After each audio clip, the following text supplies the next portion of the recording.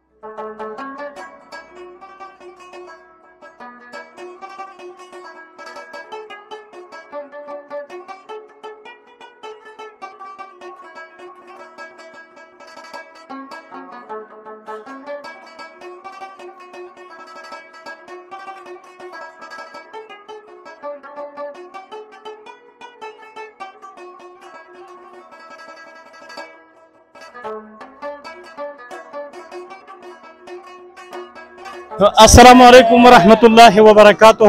ملګرو سید الرحمن کاکا خیل یو ځل بیا ستاسو په خدمت کې حاضر یم. په دې وخت کې د معیارو په جندول شادیحات کې موجود یم. همیشه لپاره دلته چې کله خوشحالي او موقع راځي چا ودونه نو موږ خلک د کلي علاقې په سطحه باندې دې جندول شادیحات ته راځو.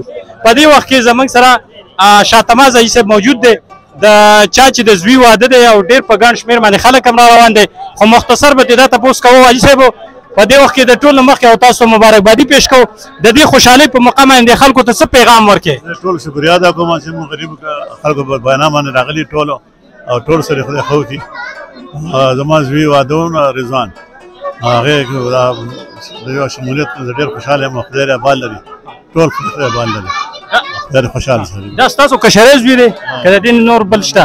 دا اخري زوی دی که نه؟ ښه په دې وخت کې په دې خوشحالۍ په موقع باندې که اکثر خلک د خلکو نه پاتې کېږي او خلک یاران دوستان هم لري هغه خلکو ته څه کوم خلک چې پاتې شوي دي؟ معذرت غواړم ګڼه ګوڼه یې پته نه لګي او مطلب دا ځان له ټیک غوندې هم نه منو. مطلب دا چې بعضې کسان پاتې شوي خو بید ده چې زما په نظر کې به خاص خلک نه پاتې شوي او زه ټولو شکریا ادا کوم ټولو مېلمنو.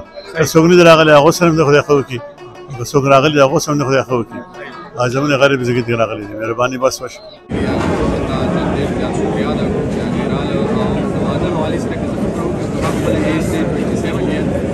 واده که د اسلامي پوینټ اف ویو سره وګورو د حدیث شریف دی چې باکار سال انسان د واده کول غواړي زما خپله ویش دا و چې زه خپله د خپل سبق کمپلیټ کړم خپل حجاب کمپلیټ کړم تعلیم کمپلیټ کړم.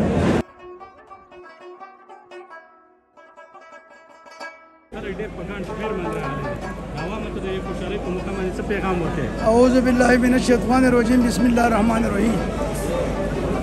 دا د خوشحالۍ د ولیمې پروګرام دی او د خلکو زموږ سره چندور خلکو سره موږ سره مینه محبت دی.